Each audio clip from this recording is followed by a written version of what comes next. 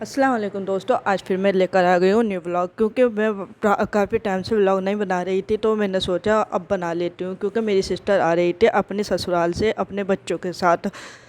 क्योंकि उनके देवर की शादी होने वाली थी, ये सगाई होने वाली थी, शादी की डेट भी आने वाली थी, इसलिए वह आज आ गई थी। ईद के बाद आज ही आ रही है, 6 महीने बाद आ रही है। तो ये 2-3 महीने, 2 डेढ़ महीने रहेगी। तो आज मैं ब्लॉग में दिखाऊंगी कि उनकी पसंद की क्या क्या चीज़ें बनाई है, बच्चों की पसंद की क्या क्या चीज़ें बनाई है। वैसे तो मैं काफ़ी टाइम से वीडियो ब्लॉग नहीं बना रही थी, लॉन्ग ब्लॉग शॉर्ट में तो कुछ ना कुछ डाल ही रही थी, पर लॉन्ग नहीं बना रही थी क्योंकि ज़्यादा व्यूज़ नहीं आ रहे। इतनी मेहनत लगती है, इतना दिमाग लगाना पड़ता है, लोग लाइक नहीं करते, सब्सक्राइब नहीं करते। तो बस चलो शुरू करते हैं आज का ब्लॉग।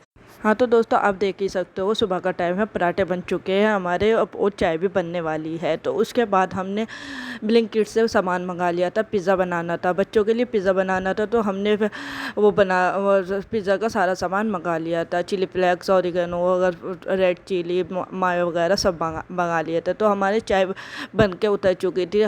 मेरी सिस्टर ने पास्ता उबालने रख दिया था, क्योंकि पिज़्ज़ा पास्ता बनना था। पास्ता वाला पिज़्ज़ा बनना था। तो पास्ता हमने उबालने रख दिया। ये हमारा नाश्ता रेडी हो चुका है, चाय और पराठा। चाय में डुबाकर पराठा खाइए, इंजॉय कीजिए। तो उसके बाद ये देखिए, नाश्ता करने के बाद कितना फैलावा हो गया हमारे कमरे में, दुनिया भर का फैलावा। इतनी मेहनत लगी भाई साहब, बस पूछो ही मत, इतनी मेहनत लगी, मेरी जान तो पूरी ही चीसने लगी जब मैं रात को शाम में आराम कर रही थी। तो बहुत ही ज़्यादा, हालांकि हम बहुत सारी बहनें हैं, पर इस घर में जितना काम करो उतना कम है। हमारे घर में इतना ऐसा ही रहता है। तो पहला हुआ तो आपने देख ही लिया। एक सिस्टर ने मेरी जो खाना अच्छा बनाती है, उन्होंने पिज़्ज़ा रेडी कर लिया था। ब्लिंकिट से सारे सामान हमने ऑर्डर किए थे। तो बस अब किचन साफ़ करने की बारी आ गई। सुबह को बर्तन धोने पड़ते हैं और किचन साफ़ करनी पड़ती है। तो मेरी सिस्टर ने वो भी कर लिया, बर्तन भी धो लिए और किचन भी साफ़ कर ली। मैं कपड़े धो रही थी, ये देखे कपड़े मैंने साफ टेबल पर रख दिए। ये ब्लैंकेट भाई, इसने तो मेरी जान ही ले ली, मेरी और मेरी सिस्टर की जान ही ले ली। तो कमरे की सूखी सूखी सफाई तो हो गई, धुलना बाकी था। तो इस चादर वादर बाद में बिछेगी, इस ब्लैंकेट को हम धोएंगे पानी से। फ़िलहाल ये मशीन में, खुली मशीन में सरफ में वॉश हो रहा है। ये देखिए कितनी मेहनत में हमने इस ब्लैंकेट को निकाला है। बहुत ही ज़्यादा कमर तोड़ मेहनत थी आज की। तो बस ये थोड़ी सी बाउल थी जो न्यू मिली थी सामान में, हमने इतने भी वॉश कर ली। वॉश करने के बाद हमने अपनी बेसिन को अच्छे से वॉश कर ली। किचन अच्छे साफ़ होगा तो तभी तो अच्छे अच्छे खाने बनेंगे, फिर सड़ेगा फिर ऐसा ही होगा। ये तो नॉर्मल है, सब परेशान है इससे। तो दुनिया ख़त्म हो जाएगी, ये काम नहीं ख़त्म होने किचन के। तो हमारे पिज़्ज़ा रेडी हो चुका है, पुडिंग भी रेडी हो चुकी है। 2 चीज़ें हमारी सुबह सुबह रेडी हो चुकी है नाश्ते के टाइम। ये मेरी सिस्टर के लिए घोल कर रखी है मेहंदी।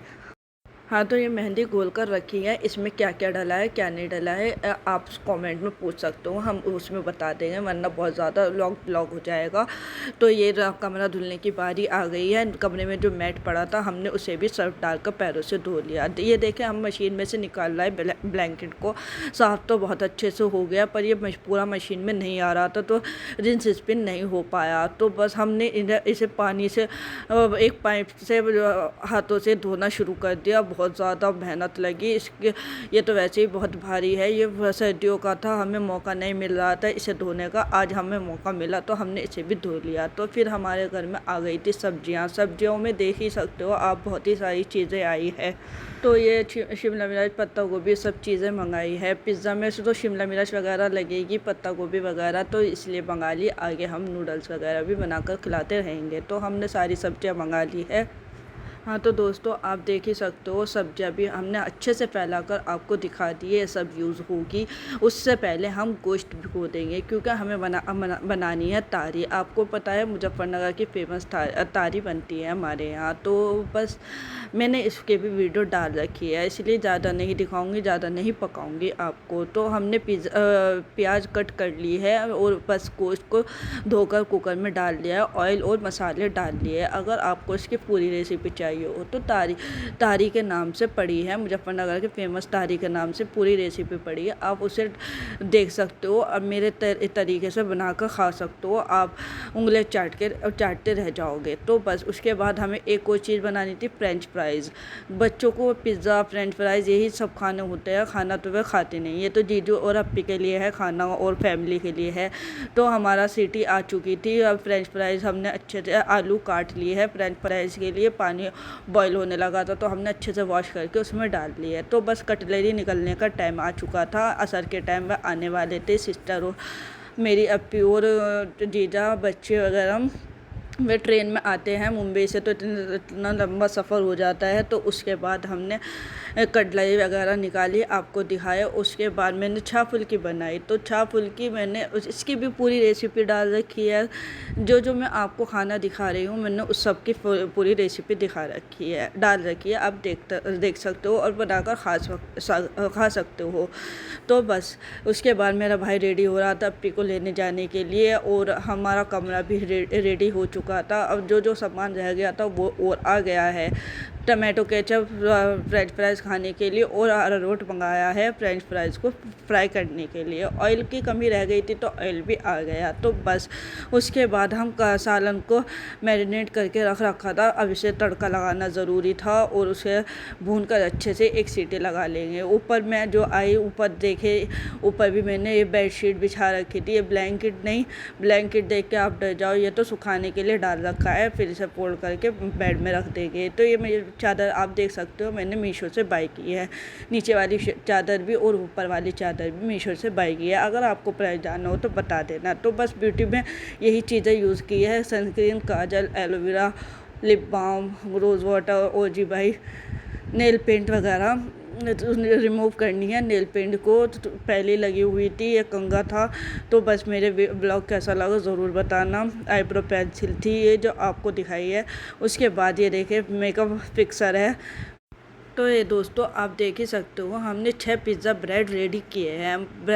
पिज़्ज़ा ब्रेड पर बनाए हैं हमने बच्चों के हिसाब से। बच्चे एक उठाएंगे आराम से खा लेंगे। और ये डीप फ्रिज में हमारी पुडिंग रखी हुई थी, उसके ऊपर पिज़्ज़ा भी रखा हुआ था। हमने 3 और रेडी किए थे। ये 6 फुल्की है, ये बारी बारी करके हम सामान निकाल रहे हैं क्योंकि मेहमान हमारे आने वाले हैं। बोले तो मेरे जीजू और अप्पी आने वाले हैं। तो हम इसे ले जाकर टेबल पे रख देंगे उनके आने से पहले, क्योंकि दोनों भाई हमारे लेने जा चुके हैं अप्पी को।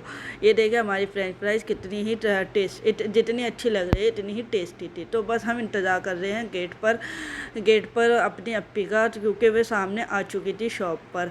तो आप हमारी खुशी देख ही सकते हो।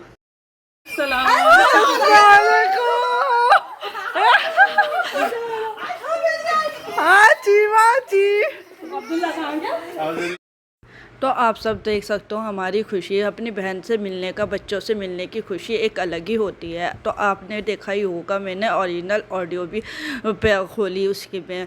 तो बच्चे खुश थे, देखे कितना फुदक रहे थे बच्चे। और बच्चे फ्रेंच फ्राइज़ खाते हुए हमारी भांजी बहुत ही क्यूट लग रही थी, बहुत इंजॉय कर रही थी। और यह है हमारा भांजा, बहुत ही प्यारा सा, जो बहुत ही ज़्यादा काला होकर आया है, जो कि बहुत ही डल हो रहा था।